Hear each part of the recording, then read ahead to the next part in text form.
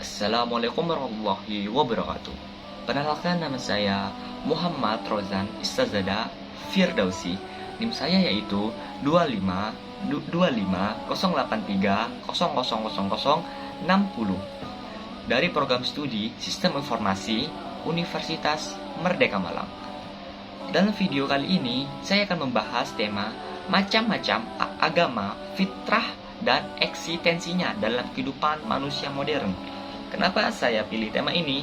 Karena menurut saya, tema ini penting banget untuk dikaji oleh mahasiswa di era modern seperti sekarang ini.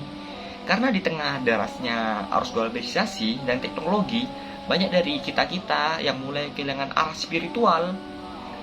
Mahasiswa sekarang cenderung sibuk ngejar karir dan eksistensinya, tapi lupa bahwa agama itu pondasi moral. Video ini disampaikan untuk memenuhi ujian tengah semester mata kuliah Pendidikan Agama Islam yang diempu oleh Bapak Muhammad Mursyidul Azmi M.Pd. Yuk disimak yuk sampai akhir. Assalamualaikum warahmatullahi wabarakatuh. Pertama-tama kita bahas dulu, apa sih sebenarnya agama itu? Buat sebagian orang, agama cuma identitas di KTP. Tapi kalau kita renungkan lebih dalam, agama itu jawaban dari pertanyaan paling besar yang pernah manusia tanya sejak dulu. Seperti, siapa aku? Dari mana asal hidupku? Untuk apa aku ada? Dan kemana aku akan kembali? Dan menariknya, semua manusia dimanapun dia lahir, entah di Indonesia, di Jepang, di Eropa, di Afrika, pasti pernah punya penasaran yang sama. Nah, dari situlah muncul yang namanya agama. Kalau dilihat-lihat dari asal katanya, agama itu berasal dari bahasa Sanskerta yang artinya tidak kacau atau bisa dibilang teratur. Artinya simpel, agama itu hadir biar hidup manusia gak berantakan. Sedangkan dalam bahasa Arab, agama disebut ad-din yang maknanya adalah cara hidup, sistem nilai, atau jalan hidup yang diatur oleh Tuhan. Kalau dari sumbernya, agama itu dibagi menjadi dua. Agama Samawi dan agama Ardi. Yang pertama itu kita dari agama Samawi dulu. Agama Samawi itu agama yang turun langsung dari langit lewat wahyu Allah Subhanahu wa taala, disampaikan lewat para nabi dan para rasul. Contohnya ya di sini contohnya itu adalah Islam, Kristen, dan Yahudi. Mereka disebut agama Samawi karena apa? Karena bersumber langsung dari wahyu ilahi. Tapi ini, walaupun tiga-tiganya beda dalam praktik, tapi inti ajarnya sama, menyembah Tuhan yang hanya satu, menegakkan kebaikan, menjauhi kezaliman. Coba perhatiin pada Quran surat An-Nahl ayat 36, yang dimana, dan sungguh kami telah mengutus seorang rasul untuk setiap umat dengan membawa pesan, sembahlah Allah dan jauhi taghut. Ayat ini nunjukin bahwa dari dulu sampai sekarang pesan Tuhan itu masih sama, yaitu tauhid, hanya menyembah Allah. Islam datang sebagai penyempurna, bukan penghapus. Dalam Al-Maidah ayat 3, Allah bilang, pada hari ini telah kusempurnakan untukmu agamamu dan telah kuucapkan nikmatku kepadamu dan telah kuridhoi Islam sebagai agamamu. Nah, disinilah letak bedanya. Agama Samawi itu punya pondasi yang jelas, wahyu, bukan asumsi manusia. Filsuf Islam kayak Syed Hossein Nas bilang, ketika manusia mencoba mencari kebenaran tanpa wahyu, yang lahir bukan kebijaksanaan, tapi kesombongan intelektual.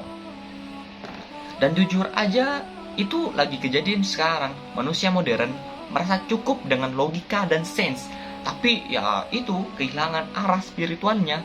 Yang kedua kita masuk yaitu agama Ardi. Nah, kebalikannya, agama Ardi itu agama yang lahir dari bumi alias hasil pemikiran pengalaman manusia. Contohnya itu ada Hindu, Buddha, dan Shinto yang dari Jepang, kepercayaan lokal-lokal. Agama ini bisa muncul dari pencarian manusia terhadap makna hidup, terhadap kekuatan besar di luar dirinya. Dan kalau bukan wahyu, mereka tetap punya nilai moral yang keren tentang kasih sayang, kesederhanaan, dan keseimbangan hidup. Tapi perbedaannya ya jelas banget. agama Samawi meletakkan kebenaran di tangan Tuhan. Sedangkan ya agama Ardi itu kebenaran ditentukan oleh manusia itu sendiri. Karena kan agama Ardi kan dibuat dari manusia sendiri. Masalahnya kebenaran versi manusia itu bisa berubah-ubah. Hari ini dianggap benar, besok bisa salah, tergantung tren, budaya, dan kepentingan. Nah, disinilah itu peran agama Samawi, khususnya Islam. Bukan buat menolak keberagaman, tapi meluruskan arah pencarian manusia menuju Tuhan yang sejati. Seperti yang Allah bilang di Quran surat Al-Hujurat ayat 13. Wahai manusia, sesungguhnya kami menciptakan kamu dari seorang laki-laki dan seorang perempuan, dan menjadikan kamu berbangsa-bangsa dan bersuku-suku, supaya kamu saling mengerti. Jadi apa? Islam gak ngajarin fanatisme sempit. Justru Islam ngajarin ngobrol beda keyakinan tanpa kehilangan iman. Selanjutnya ya kita lanjut ke agama dan fitrah manusia. Sekarang kita masuk ke hal yang paling dalam, yaitu fitrah manusia. Setiap manusia yang dilahirkan dengan kecerundukan spiritual, bahkan orang yang ngaku gak percaya Tuhan pun, di saat krisis besar, refleks bakal menyebut nama Tuhan. Itu ya bukti bahwa spiritualis itu bawaan, bukan hasil diajarin. Rasulullah SAW pernah bersabda, setiap anak dilahirkan di dalam keadaan fitrah, maka orang tua hanyalah yang menjadikannya Yahudi, Nasrani, atau Majusi. Hadis riwayat Bukhari Muslim. Artinya apa? Artinya itu fitrah itu kayak kompas batin yang menunjuk ke arah Tuhan.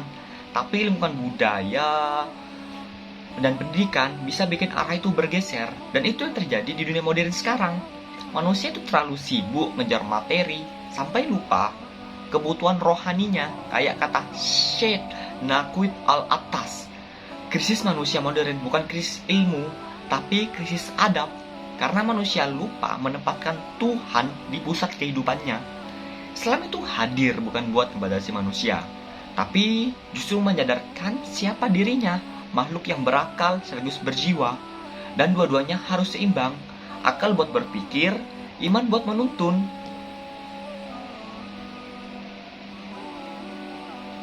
Selanjutnya ya kita lanjut ke agama dan fitrah manusia. Sekarang kita masuk ke hal yang paling dalam, yaitu fitrah manusia. Setiap manusia yang dilahirkan dengan kecerundukan spiritual, bahkan orang yang ngaku gak percaya Tuhan pun, di saat krisis besar, refleks bakal menyebut nama Tuhan. Itu ya bukti bahwa spiritualis itu bawaan, bukan hasil diajarin. Rasulullah SAW pernah bersabda, setiap anak dilahirkan di dalam keadaan fitrah, maka orang tua hanyalah yang menjadikannya Yahudi, Nasrani, atau Majusi. Hadis riwayat Bukhari Muslim. Artinya apa? Artinya itu fitrah itu kayak kompas batin yang menunjuk ke arah Tuhan. Tapi ilmu budaya dan pendidikan bisa bikin arah itu bergeser. Dan itu yang terjadi di dunia modern sekarang. Manusia itu terlalu sibuk ngejar materi sampai lupa kebutuhan rohaninya. Kayak kata Syed Naquib al-Attas, krisis manusia modern bukan krisis ilmu, tapi krisis adab. Karena manusia lupa menempatkan Tuhan di pusat kehidupannya. Islam itu hadir bukan buat membatasi manusia, tapi justru menyadarkan siapa dirinya, makhluk yang berakal sekaligus berjiwa. Dan dua-duanya harus seimbang, akal buat berpikir, iman buat menuntun.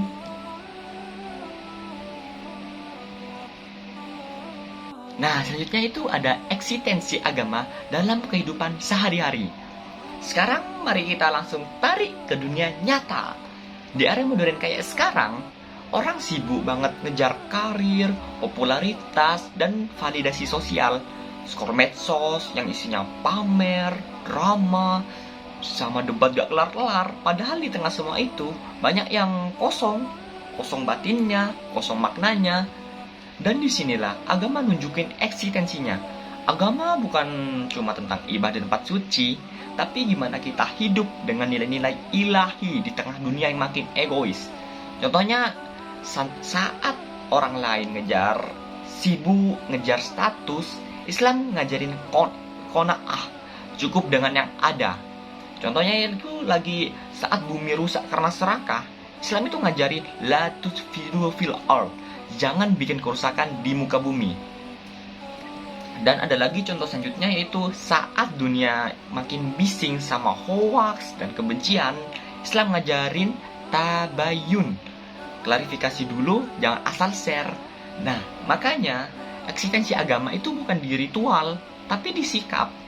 Gimana bisa jujur di kerjaan, sopan di dunia digital, tanggung jawab ke alam, semua itu bentuk nyata dari nilai agama. Buya Hamka pernah bilang, orang yang kehilangan agama itu ibarat kapal yang kehilangan kompas. Bisa aja dia jalan cepat, tapi gak tahu kemana akan sampai. Dan jujur, itu kalimat tadi itu relevan banget buat zaman sekarang. Agama, khususnya Islam, bukan penghambat kemajuan, tapi penjaga kemanusiaan. Selanjutnya adalah refleksi dan nilai kehidupan. Nah, kalau kita lihat kehidupan mahasiswa sekarang, kadang agama tuh cuma dianggap pelengkap, bukan kebutuhan. Banyak yang fokus ngejar IPK, karir, popularitas di medsos, tapi lupa yang paling penting itu adalah arah hidup. Dunia modern ngasih kita banyak banget kemudahan, tapi di sisi lain juga banyak banget jebakannya. Lihat aja gaya seperti kayak sekarang, konsumtif, budaya pamer di media sosial, sampai rasa cuek terhadap lingkungan dan sesama. Kadang ya kita terlalu sibuk ngebangun citra tapi lupa ngebangun diri. Padahal Islam tuh gak pernah lepas dari kehidupan manusia modern. Justru Islam hadir buat ngatur semuanya. Dari cara kita mikir, cara kita bersikap, sampai cara kita ngerawat bumi yang kita pijak ini. Nah, kalau kita jujur, manusia modern sekarang itu kayak hidup tapi kosong. Banyak yang kehilangan makna lebih jauh dari nilai ilahiyah.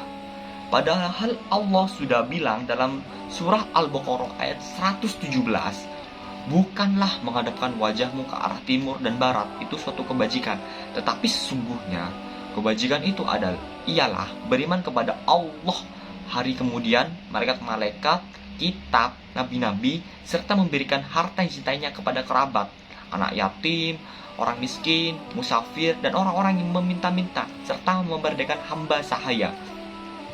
Ayat tadi itu seperti tamparan lembut buat kita bahwa kebahagiaan itu gak cuma soal ibadah ritual, tapi juga tentang tindakan sosial, gimana kita berbuat baik dan bermanfaat bagi orang lain. Jujur aja, saya dulu merasa bahwa agama itu cuma formalitas saja. Sholat ya sholat, ngaji ya ngaji, tapi gak pernah benar-benar paham maknanya itu apa. Tapi setelah saya belajar tentang hakikat agama, bahwa Islam itu bukan sekedar ajaran, tapi pedoman hidup, kita pun mulai sadar dan nilai Islam itu sebenarnya selalu relevan. Tinggal gimana kita mau menerapkannya atau enggak. Misalnya konsep amanah dan ikhlas bisa banget diterapin dalam dunia akademik. Kerjain tugas bukan sekedar dapat nilai, tapi karena tanggung jawab. Terus konsep zuhud dan kesederhanaannya bisa jadi tameng biar gak kebawa gaya hidup yang sekarang yang makin gila di medsos sekarang. Kita juga mulai sadar di satu sisi Islam ngajarin keseimbangan antara akal, hati, dan perbuatan. Di satu sisi juga Islam ngajak kita buat berpikir rasional, bukan cuma ikut-ikutan. Tapi di sisi lain Islam juga ngajarin kita buat rendah hati dan sadar kalau semua pencapaian itu gak akan ada tanpa izin Allah. Nabi Muhammad SAW pernah bersabda, sesungguhnya yang paling aku khawatirkan atas umatku adalah syirik kecil, yaitu riya, dari hadis riwayat Ahmad.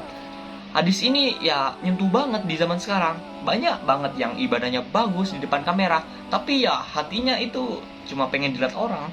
Padahal Islam tuh ngajarin keikhlasan, berbuat baik tanpa harus ditonton. Dari semua yang dipelajarin tadi, makin yakin bahwa Islam bukan cuma agama masa lalu, tapi solusi untuk masa depan. Islam mengajarin kita buat hidup seimbang, berpikir modern, tapi tetap punya arah spiritual. Pemahaman ini benar-benar mengubah cara pandang. Sekarang setiap hal kecil, entah itu belajar, bantu orang, atau sekedar yang diucapkan, itu juga bagian dari ibadah. Islam tuh bukan sesuatu yang kita jalani hanya di masjid, tapi di setiap aspek kehidupan. Jadi kalau kita benar-benar paham dan jalin ajaran Islam dengan ikhlas, hidup ini gak akan kosong lagi. Karena agama bukan beban, tapi itu cahaya yang nuntun kita biar gak tersesat di gelapnya dunia modern. Dari semua pembahasan yang telah saya jelaskan tadi, kita bisa ambil satu kesimpulan. Yang paling penting, agama itu bukan hanya sekedar ajaran dihafalin, tapi itu jalan hidup yang harus dijalanin. Islam itu bukan cuma untuk diucapkan, tapi untuk dirasakan dan ditetapkan. Di kelas, di lingkungan kampus, di media sosial, bahkan di cara kita memperlakukan orang lain. Kalau manusia modern pengen hidupnya damai, berarti dia harus balik lagi ke fitrahnya, mengenal Tuhannya, mengenal dirinya, dan mengenal tujuan hidupnya. Karena tanpa arah spiritual, semua pencapaian dunia cuma akan terasa kosong. Rasulullah SAW pernah bersabda, sebaik-baiknya manusia adalah yang paling bermanfaat bagi manusia lain. Hadis riwayat Ahmad. Dari situlah letak makna sejati agama, bukan cuma untuk disembah, tapi untuk jadi sumber kebaikan yang nyata. Semoga dan memahami makna agama secara mendalam, kita bisa jadi generasi yang gak cuma pintar, tapi juga punya arah, punya hak nurani, dan tahu kenapa kita hidup. Karena pada akhirnya, Islam bukan hanya sekedar keyakinan, tapi cahaya yang menerangi jalan setiap langkah kita. Wassalamualaikum warahmatullahi wabarakatuh.